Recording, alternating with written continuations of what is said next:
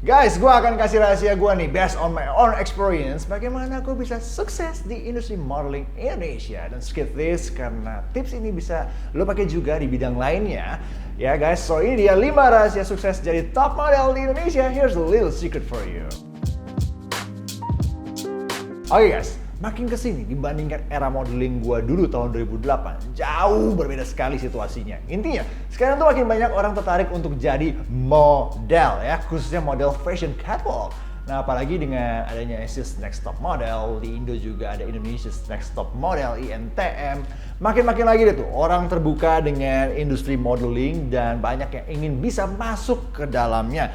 Nah, otomatis persaingan semakin ketat, ya nggak sih? Pastinya. Dan agar bisa menjadi model yang stand out, itu juga makin sulit guys. Untuk bisa diterima di pasar aja susah, apalagi bisa stand out. And it takes more challenges ya. By the way, I'm speaking about professional models ya guys, bukan model-modelan. Karena model itu cakupannya luas sekali, orang foto di majalah sekali bisa dibilang model juga ya. Tapi kalau professional models itu, orang yang benar-benar berdedikasi di industri modeling dan juga pasti skillful.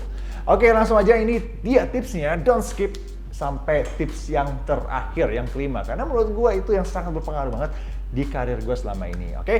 Yang pertama adalah grooming. Menjadi seorang model profesional untuk bisa mencuri perhatian pastinya adalah menjaga penampilan guys. Dan dulu hal pertama yang manajemen gue lakukan di tahun 2008 itu ke gue adalah setelah sign kontrak langsung haircut. Yes, potong rambut. Potongan rambut itu juga sangat mempengaruhi penampilan kita. Ya, potongan rambut itu bisa jadi signature kita. Potongan rambut itu akan mengeluarkan karakter kita juga guys. Jadi haircut itu penting. Dan yang penting juga, keep it consistently. Jangan gonta-ganti model rambut. Nanti tidak terbentuk your signature atau karakter kalian gitu ya. Selain itu juga, area wajah penting. Professional model harus menjaga kesehatan dan kebersihan kulit juga. Skincare itu penting guys ya, khususnya buat kamu yang menyadari punya permasalahan di kulit seperti jerawat, bopeng, flek-flek hitam dan sebagainya. You have to concern to your face. Yang pertama adalah grooming. Oke, langsung kita kedua, tipsnya adalah outfit. Yes, kita juga jadi model harus punya taste berpakaian yang bagus. Gak paham fashion, you have to learn. You have to improve your looks, explore, dan juga coba mix and match guys. You work in modeling industry, yang dimana judgment pertama adalah penampilan kita. Jadi outfit yang kita pakai is the part of that judgment, ya kan? Nah, outfit yang kita pakai ini in daily itu juga akan mempengaruhi atau memperkuat our character. Jadi remember that, be fashionable itu juga nggak harus yang ribet-ribet kok. Seperti yang gue bilang, simplicity itu juga termasuk dalam fashion. Jadi nggak harus yang berlayer-layer, yang ribet-ribet, nggak juga ya. Pakailah outfit yang sesuai dengan cuttingannya, dengan badan kita. Pakailah outfit dengan mix and match yang tidak merusak mata ya. Pakailah outfit dengan warna-warna yang tidak tabrak-tabrakan. Kecuali emang konsep karakter yang lu suka, yang lu pengen build adalah yang warna tabrak-tabrakan. Boleh, then do it consistently in your daily outfit. Jangan jangan cuma sekali-sekali doang. Tapi lakukan setiap hari pakai warna-warna tabrakan. Nah, itu akan jadi your signature. Oke? Nah, when you go to work, kalian juga harus pakai baju yang proper guys. Ya, I mean yang nggak belel, yang udah nggak butek, yang nggak kucel gitu. Termasuk your underwear, pakai yang bagus ya. Bagus doesn't mean harus branded stuff, tapi yang proper. Once again, outfit akan memperkuat your character. Yang kedua, tipsnya. Yang ketiga adalah level up your skill. Guys, modeling bukan cuma soal jalan atau pose aja. It's beyond that. Kayak skill catwalk itu banyak sekali yang perlu dipelajari, dari postur tubuh kita, dari ekspresi kita, dari how we walk. Apakah harus swing tangan kita, apakah harus bumpy jalannya, apakah harus jalan kayak zombie jalannya, atau European catwalk, atau jenis-jenis catwalk lainnya. Banyak banget. It's a lot guys yang perlu diperhatikan, yang perlu dikulik kalau mau jadi model profesional. Bahkan untuk jadi top model, itu perlu effort banget. Nah, bahkan untuk jadi top model, catwalk itu udah biasanya top model itu punya ciri khas sendiri guys. Dari jauh aja ya, dilihat ketika dari jauh kan kayak muka kita nggak terlalu kelihatan gitu kan. Dari gestur dia jalan aja itu udah tahu siapa yang jalan. Nah, untuk sampai titik itu kita harus level up terus sampai kita nemu our signature. Ya, dan juga skill foto itu juga sama. Kita harus bisa bermain berbagai ekspresi. Mata berbicara, nggak flat atau kosong. Ya, gerak tubuh kita juga harus bisa luwes, nggak kaku. Dan foto yang bagus adalah foto yang pose kita terlihat natural dan tidak terkesan dipaksakan. Nah, di MDP masuk. Itu sebagai bukti yang bisa kalian tonton sendiri guys ya. Bagaimana anak-anak belajar catwalk dan foto. It's not that easy, makanya perlu dilatih terus. By the way, Silakan aja kalian search saya di YouTube ya, Model Development Project, kita ada di YouTube-nya. Dan atau enggak, klik link di deskripsi di bawah ini, gue masukin langsung direct ke YouTube-nya MDP.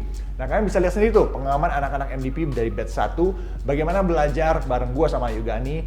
Kalian bisa lihat juga ada video catwalk before dan after-nya gitu. Pasti akan kelihatan sekali, dan kalian bisa lihat testimoni dari mereka, bagaimana mereka ketika masuk kelas MDP, apa yang mereka alami di situ. Oke?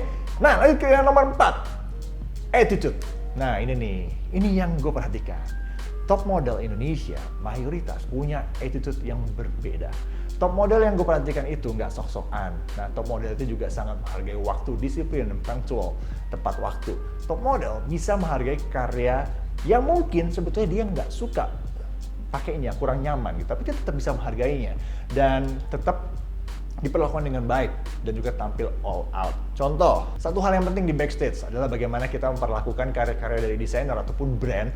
Tidak sedikit model-model yang setelah pakai baju dibuang atau ditaruh sembarangan gitu aja, dan mereka tidak memperhatikan perasaan dari desainer atau tim yang bikin karya itu. Ya nggak? Ada kejadian yang model sampai di blacklist segala karena tidak bisa menghargai karya dari desainer gitu. Jadi kalau kita belajar dari para top model, mereka tuh setelah show atau saat berganti pakaian untuk show selanjutnya, mereka menaruh baju yang telah dipakai itu di tempatnya lagi, digantung lagi, nggak ditaruh di lantai begitu aja. Jadi ini salah satu hal ya sebetulnya simple, kecil, orang nggak ngeh, tapi ini krusial banget gitu. Dan hal kecil ini nampaknya juga besar di mata orang lain ya, terutama di mata klien kita gitu. Dan masih banyak hal-hal lainnya yang bisa gue sharingin sebetulnya, tapi ya gue rangkum aja. Attitude itu harus diperhatikan kalau kamu mau sukses jadi top model. Sebetulnya nggak jadi model aja sih. Di bidang pekerjaan apapun yang kamu lakukan saat ini, menghargai orang lain itu penting. Menghargai barang orang lain itu penting. Menghargai pekerjaan orang lain itu juga penting. Menghargai aset kantor tempat kalian bekerja itu juga penting ya. Jadi belajarlah menghargai orang lain. Itu dia yang keempat, attitude harus diperhatikan. Nah, yang terakhir, ini dia nih, bergaul dengan top model. Ini tips yang gue rasa sangat berhasil, and I'll explain to you. Jadi dulu sebagai newcomer tahun 2008, ya pasti have to make friends dong, ya kan. Gue sebagai orang baru situ mesti berkenalan dengan model-model, kru dan lain sebagainya. Nah, yang gue sadari pergaulan kita itu akan membentuk kita. Jadi kalau kita mau sukses di bidang tertentu, kita harus bergaul dengan orang-orang yang sudah sukses sebelumnya di bidang itu.